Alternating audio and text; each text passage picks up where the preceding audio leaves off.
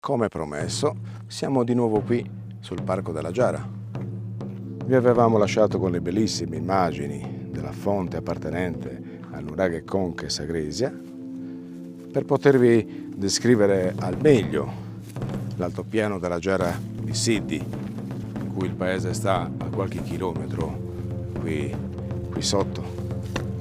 Un altopiano che si espande per circa 3 km quadri, composto completamente, come potete vedere, da blocchi basaltici, con cui gli antichi sardi hanno realizzato degli importantissimi edifici, 16 per la precisione, tra cui il bellissimo nuraghe Savogaia e la tomba dei giganti di Sadome Sorgu, che si trova lì di fronte.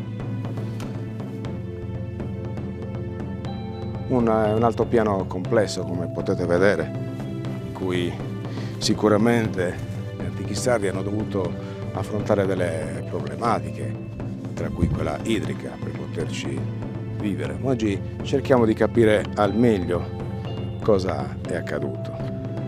Gli scavi e gli studi effettuati dal 2009 al 2011 hanno identificato diverse fasi di occupazione che dal bronzo medio vanno al bronzo recente, quindi parliamo del 1750-1350 a.C. Le analisi dei resti vegetali carbonizzati rinvenuti qua al nuraghe mostrano come la comunità abbia usato una vasta gamma di piante come materiale da costruzione, combustibile, alimenti. Hanno ritrovato anche dei foraggi, dei legumi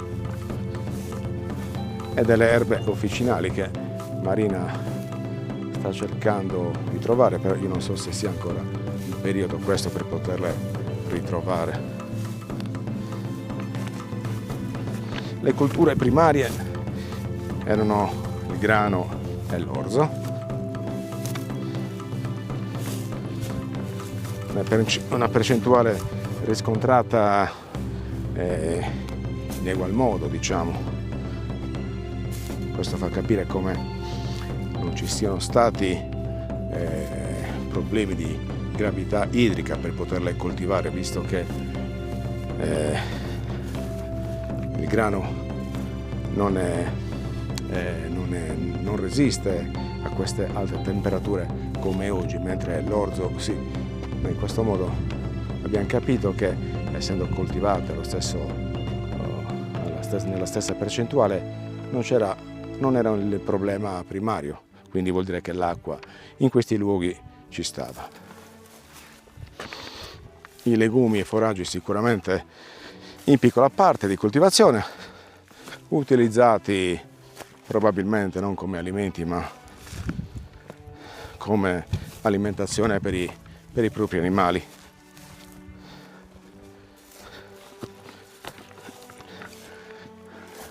Il ritrovamento anche di piccoli semi quali chicchi d'uva, dei noccioli di oliva e alcuni semi di fichi, ma non in grossissima abbondanza, in grossissimi ritrovamenti.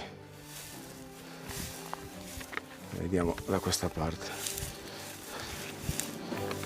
Molte piante o erbe, per meglio dire, officinali, tra cui l'altea comune e l'eliotropio, chiamati comunemente narboni e erbesoli. Io adesso non so se Marina le ritrovate, stava cercando di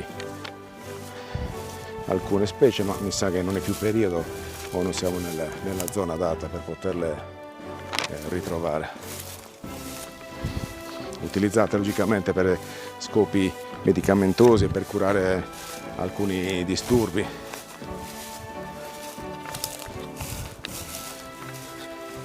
Ecco qui.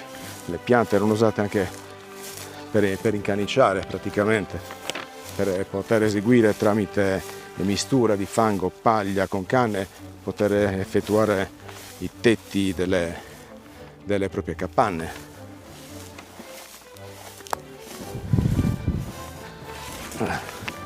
ma parliamo anche di altri ritrovamenti, animali come i cervi, come i bovini, gli ovicaprini. Ci sono anche dei residui come i roditori, sino al famoso Prolagus, che nient'altro sarebbe che l'antenato del nostro coniglio, che ormai è estinto da parecchio.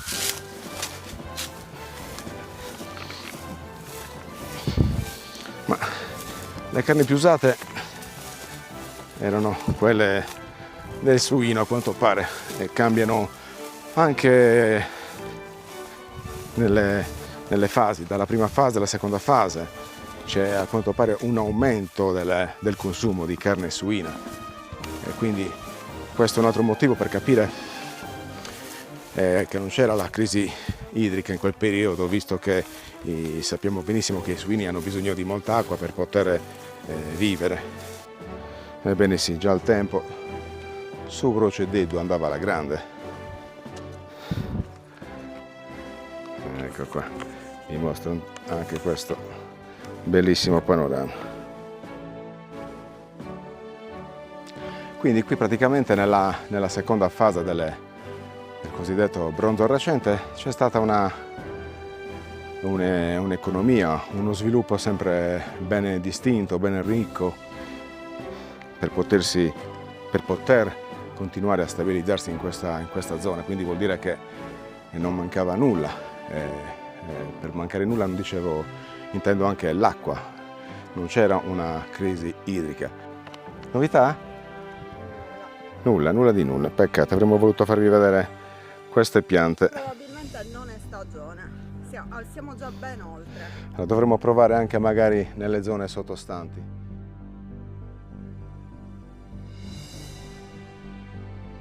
È il fatto per cui gli abitanti di Nuraga e Sagonca-Egresia e altrettanti abitanti qui della Gera hanno abbandonato questo altopiano. Quello si identifica dal fatto che non sono stati ritrovati altri reperti che andavano oltre il bronzo recente, quindi il bronzo finale è nell'età del ferro. Quindi volutamente, anticipatamente, è stato, con consapevolezza logicamente, è stato abbandonato.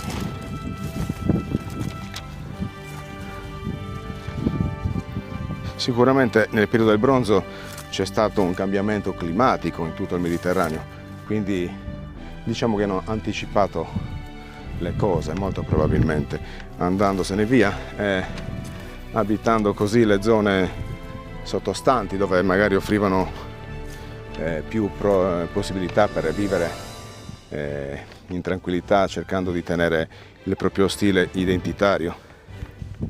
Ok, questo è una delle torri crollate, perché l'entrata principale dovrebbe stare lì giù, se non erro. Vediamo un pochettino di avvicinarci a questa sorta di ingresso.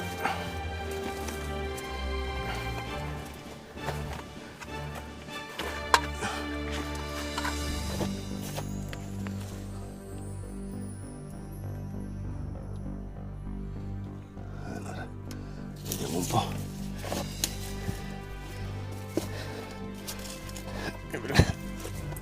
Vediamo di capire se ci si può inoltrare al suo interno oppure no.